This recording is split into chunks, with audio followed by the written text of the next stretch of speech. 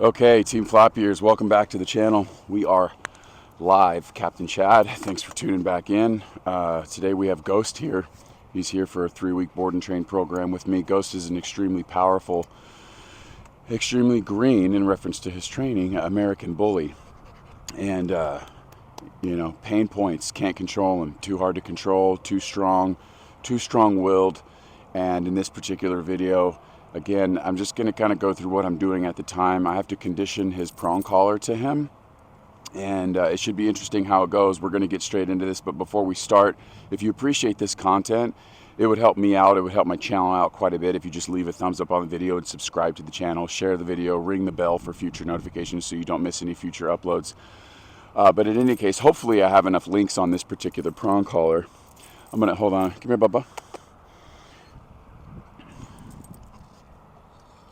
That's for the thumbnail. Hopefully we have enough links on this, because obviously sizing is important, right? If you don't have this thing sized properly, it's not going to perform at its peak. You want this to be sufficiently sized. I added multiple links to this because he's a relatively large boy, and as far as the sizing goes, this looks like it's going to do just fine.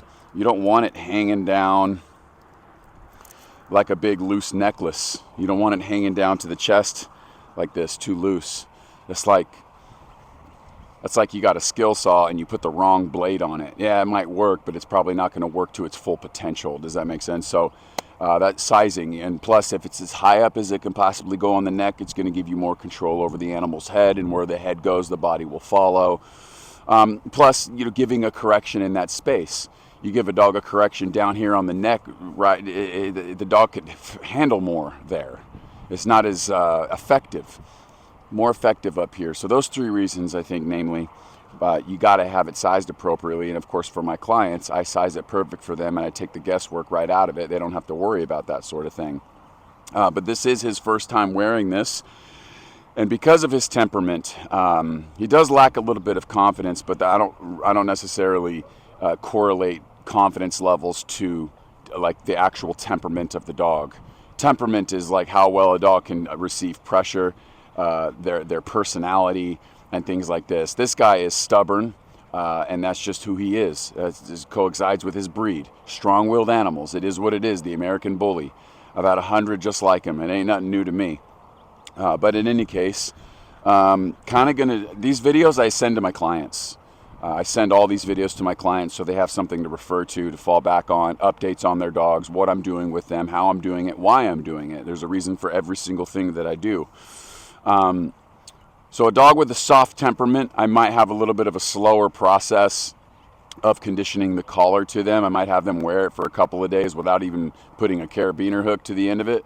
But with him, we're just going to sort of kind of get straight into it. I think he's going to be able to handle it. And this is going to be, new for him. He's dragged his owners everywhere. He drags me everywhere.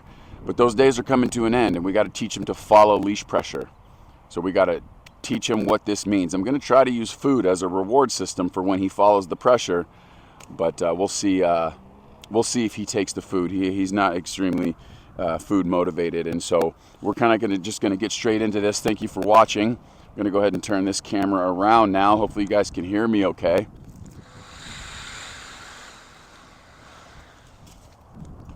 Good boy. We'll get straight into this.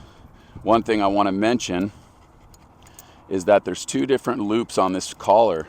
One which will give you a pinch feature, and if you put it on the second loop, it's going to take the pinch feature out.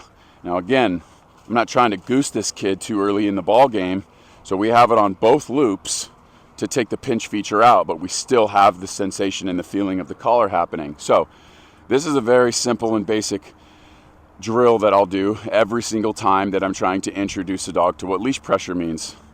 What I'll do is I'll get going. The dog will pass me like they do. I'll put tension on the leash, go the other way, and then we end up with a drape, which is beautiful. He passes me, tension, good. Passes me, tension, yes, good. This is where I would normally offer food. Nice, he took it for following the pressure. I want him to want to follow the pressure. So boom, yes. He feels it, followed by a payment. Does that make sense?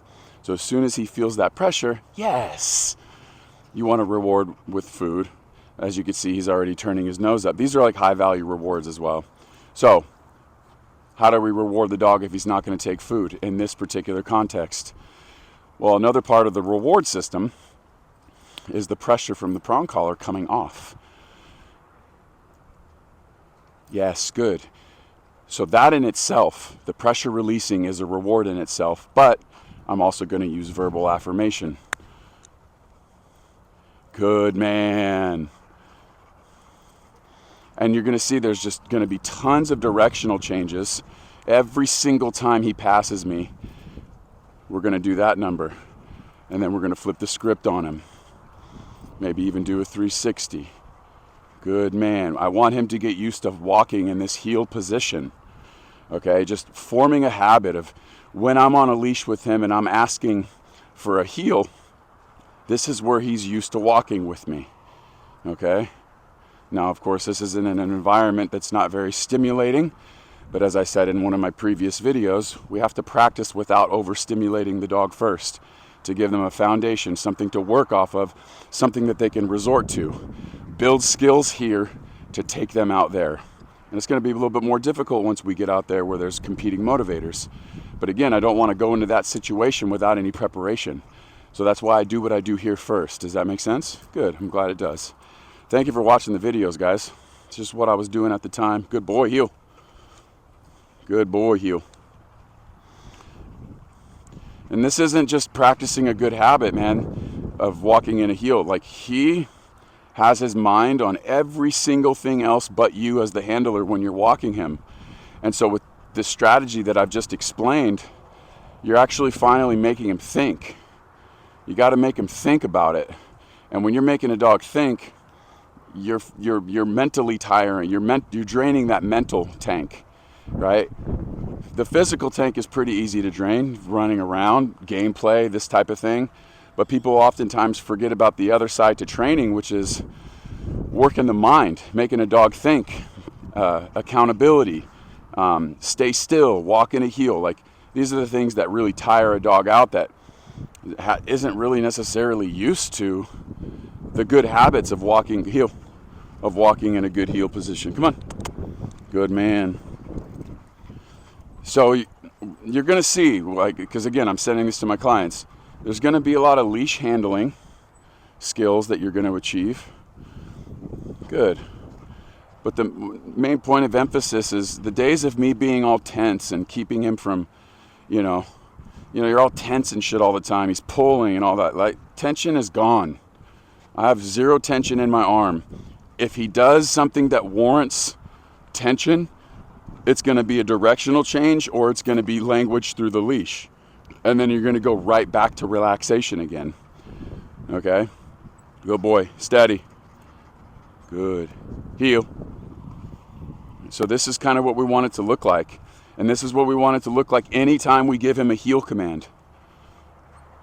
Okay?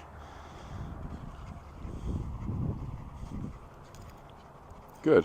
Heel. It's good, man. It's good. All right, we're going to report back to you guys. We're going to incorporate this same walk in a little bit more of a challenging environment. Like, for example, before I end the video, I'll show you right now even. Once I get him out into the open here, so he's gotten used to doing it here. That was great. But now let's get him out into the open where he's been dragging me all over the place because there's space. No.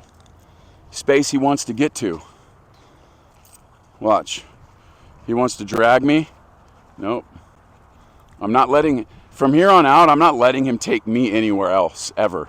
He's not taking me to the plant to piss on it. I'll take him there. So if it takes me like 5 minutes to get there, then I'll steady. Heel.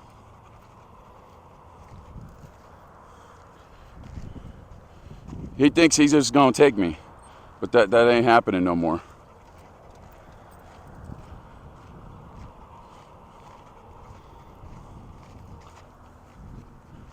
Come on, heel. There's just no negotiation. With this strategy, you're not negotiating with him like what's happening. You're literally taking control of what's happening with this method here. and it's going to promote. He has a handler now, and the handler's making the choices for him. He doesn't get to make all these choices, because as you could see from the past, that type of approach doesn't really work out to a good like handler's experience.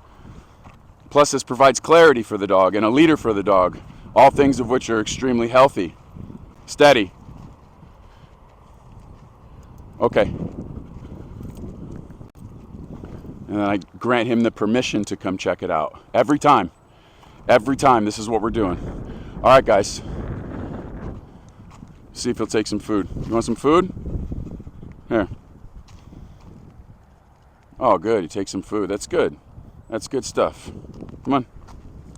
It's good. Did a good job. That's all for this video. Pretty simple stuff. Love you guys.